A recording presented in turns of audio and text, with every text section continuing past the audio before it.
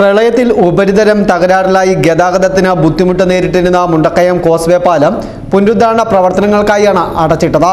അറ്റകുറ്റപ്പണികൾ പൂർത്തീകരിച്ച് ഓഗസ്റ്റ് 2 രാവിലെ 10 മണിക്ക് പാലം പൊതുജനങ്ങൾക്ക് തുറന്നു നൽകും.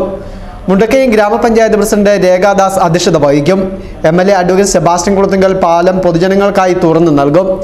ജില്ലാ പഞ്ചായത്ത് അംഗം PR Anupama, block panchayat member PK Pradeep, ഗ്രാമപഞ്ചായത്ത് അംഗങ്ങളായ CV അനിൽകുമാർ, ഷിഫ ദിഫൈൻ, ലിസി ജിജി, ഷിജി ഷാജി, പൊതുമരാമത്ത് പാലം വിഭാഗം executive engineer MD Shabu, assistant executive എഞ്ചിനീയർമാരായ R ദീപ, MK സന്തോഷ് കുമാർ തുടങ്ങിയവർ പ്രസംഗിക്കും. 2021 പ്രളയത്തിലാണ് പാലത്തിന് കേടുപാടുകൾ സംഭവിച്ചത്. തുടർന്ന് പാലത്തിലൂടെയുള്ള യാത്ര ദുഷ്കരമായിരുന്നു.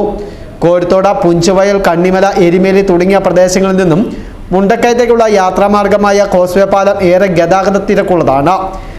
പാലം അറ്റകുറ്റപ്പണികൾ നടത്തി മികച്ച നിലയിൽ ഗതാഗതത്തിന് സജ്ജമാക്കിയിരിക്കുകയാണ്. ഇതോടൊപ്പം കോസ്വേയ്ക്ക് സമാന്തരമായി വെള്ളപ്പൊക്കത്തെ പരമാവധി അതിജീവിക്കത്തക്ക വിധം ഉയരം കൂടിയ പുതിയ പാലം നിർമ്മിക്കുന്നതിനുള്ള സർവേ നടപടികൾ ആരംഭിച്ചിട്ടുണ്ടെന്നും MLA അഡ്വക്കേറ്റ് സെബാസ്റ്റ്യൻ കുളത്തുങ്കൽ അറിയിച്ചു.